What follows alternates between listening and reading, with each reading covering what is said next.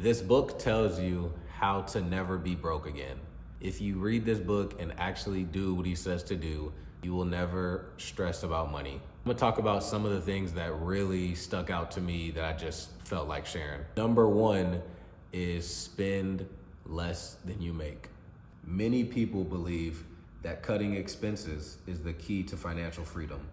While important, it's only one part of the equation. Here's the real game changer.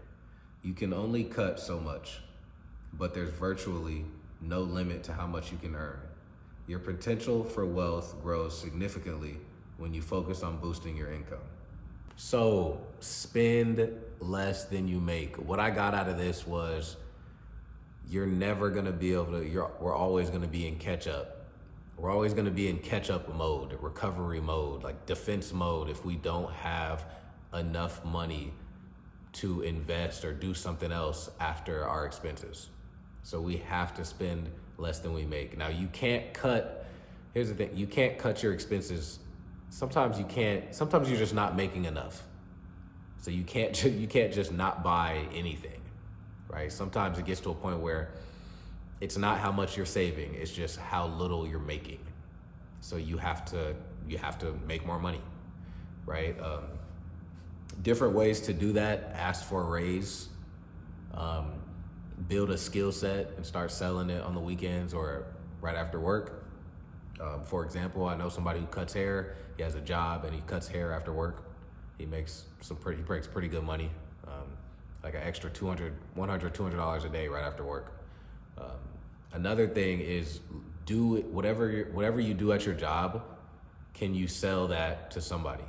Can you sell that to other people? So for example, landscaping, if you work for a landscaping company, can you find 3 to 5 people that you can do on your own? You can do their yard on your own.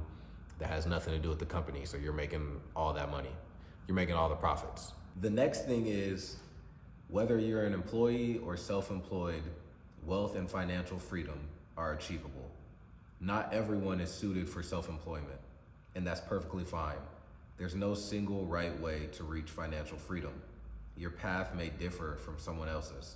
Think of it like this: 1 + 9 = 10, 2 + 8 = 10, 3 + 7 = 10.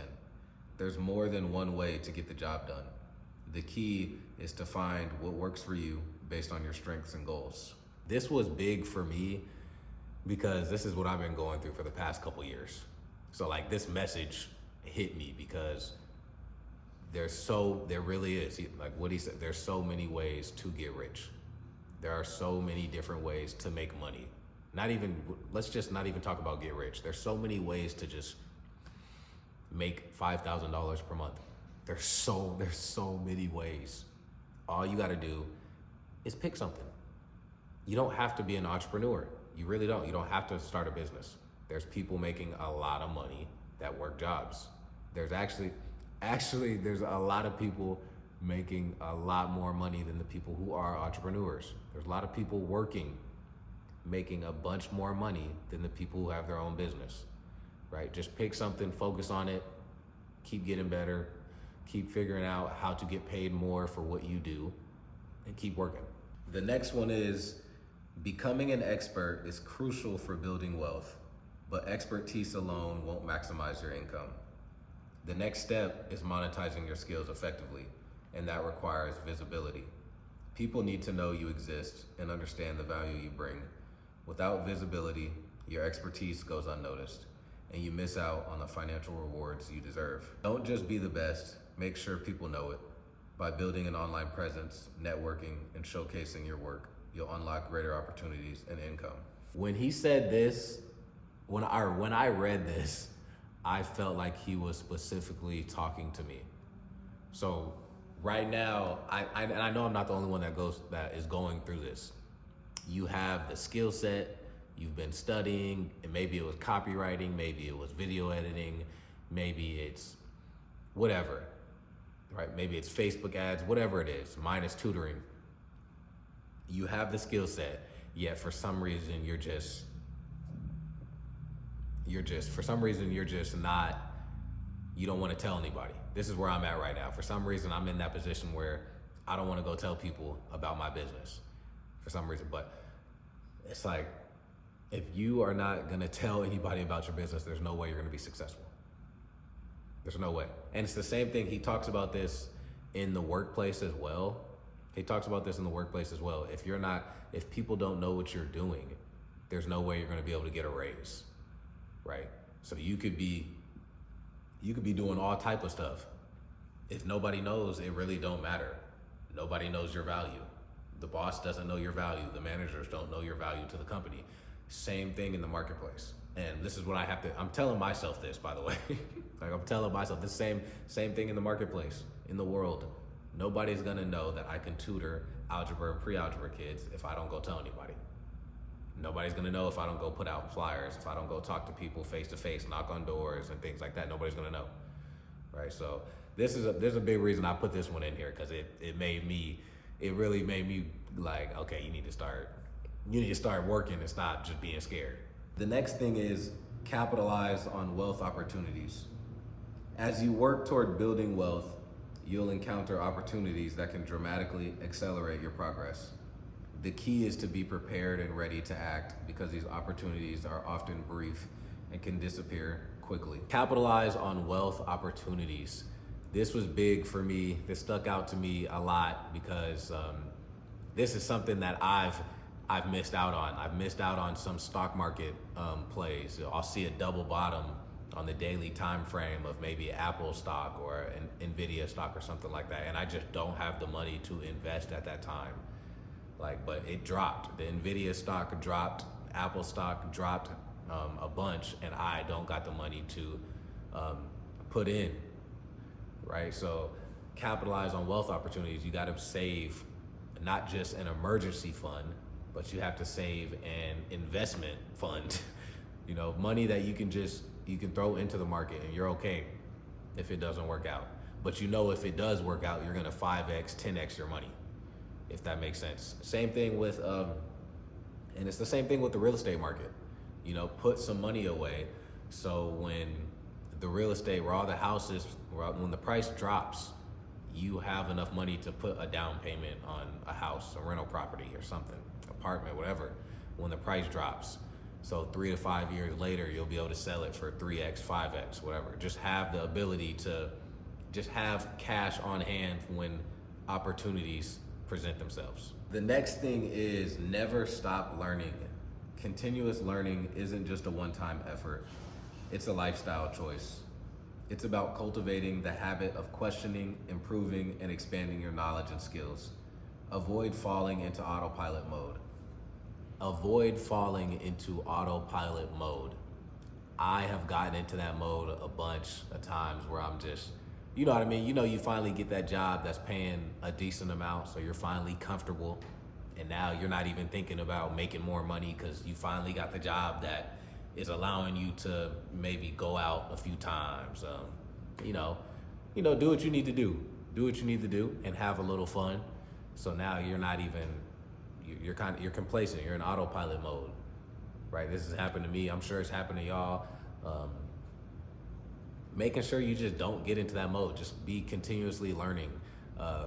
When I read that, I instantly thought of, I don't know if you guys have been seeing this advertisement, the app Cursive. It's an AI app. It's an app that teaches you about different AI tools. So they're charging I think they're charging like $10 a month or something like that. And basically you work on AI tools for 15 minutes a day. Sort of like Duolingo, how Duolingo, you're working on Spanish 10 whatever minutes a day. This is what this Cursive app does for AI tools. And it just popped in my head, that's something I should be learning. Just continuously learning on something, no matter what, just so, because you just never know where it's gonna take you. You might be learning a skill for a year straight, and that skill might end up bringing you an extra, $3,000 a month or something. Or maybe you learned a skill, you've been studying this skill for 2 years, and now you can make a course and sell it for $500. You just never know. I think we all should be 100% learning something. That doesn't mean, but I think a lot of people, when they hear that, they think it has to take such a big portion of their day away. It doesn't have to do that. 5 minutes, 10 minutes, 20 minutes. I'm learning Spanish. I'm always watching some type of podcast about AI and trying to learn more about AI agents and things like that. But I'm also learning, I study Spanish a little bit daily. I'm on Duolingo daily. The next one is accountability is crucial for maintaining routines. Don't rely on willpower alone. Create systems to keep yourself on track. When I say I really feel like this book was made specifically for me, when I read it, that's how I felt. I felt like the book was made specifically for me, because if I had an accountability partner, I'm like, I just don't know where. I know I would be more successful than I am now. That's all I'm saying. There's a lot of times where, whatever, I may have a plan set the night before. I may have a certain plan set for the morning the next day, and I'm not doing it, or I half do it because I don't have an accountability partner or whatever. I know that I'm a competitive person, so I know having a person I'm talking to and comparing myself with is gonna motivate me to, be better. And these are things that I have to, today I need to go get an accountability partner. That's why that's why I say I feel like he's literally speaking to me when he said that. And I think that's is big for everybody. Having somebody, same thing with working out. I'm gonna just relate it to working out. For a fact, you're probably not gonna work out for 3 months straight if you're trying to do it by yourself. If you got 2 to 3 other people you doing it with, y'all in the group chat texting, the chances of you working out consistently for 3 months in a row increases when you have other people doing it with you. Same thing with business, same thing with even working, you know what I mean? You could be your accountability partner in a workplace. You guys are working to get paid more, trying to figure out how to get paid more, things like that. This is the last quote, and this is the best one. He ended the book very well. Now that you have the recipe for building wealth and achieving financial freedom, there's one final step: taking action. Knowledge alone won't get you there. It's the daily decisions and actions that will shape your financial future. Think of it like improving your fitness. You know the basics: eat healthier and exercise regularly. But real results come from consistently pushing through excuses and staying committed. The good news is that it doesn't matter where you're starting from, whether you are in debt or earning modestly. The key is to start now. Every day you delay is a missed opportunity. Every day you delay is a missed opportunity. Every day. Every time you put it off, you're now making it so much longer for you to reap the fruits of your labor, for you to enjoy the fruits of your labor. Every single time. Every single time. I'm speaking to myself when I'm saying this. Every single time. There's a bunch of people that have all the knowledge in the world. Why aren't they rich yet? And you know what? I'll keep saying rich. There's a bunch of people that have all the knowledge in the world. Why are they still struggling so much? You got all this knowledge, why are you still struggling? I tell myself this type of stuff all the time, and this book just made me think about it even more. I feel like I have a bunch of business knowledge, but there's no action behind it. There's no proof behind it. Why do I feel like I have so much business knowledge, but I don't got no business? You know what I mean? Why do I feel like I have YouTube knowledge, but you don't got a successful YouTube channel? So you can't say these things without the proof. And this is what I'm telling myself. So it's like, this is what I'm telling myself when I know I need to just have action. Like, these aren't just words. Really produce and stop consuming. Just produce. Really, honestly, try to do less talking and just try to do more action. And this is a great book, man. This is a great book. Even though I just said these quick points, this is just what I got out of the book. There's a bunch of more. He said a bunch of good stuff in the book. This is just what stuck out to me. So don't just watch this video and not read the book. You still should read the book. It was great. And that's it. I'm out.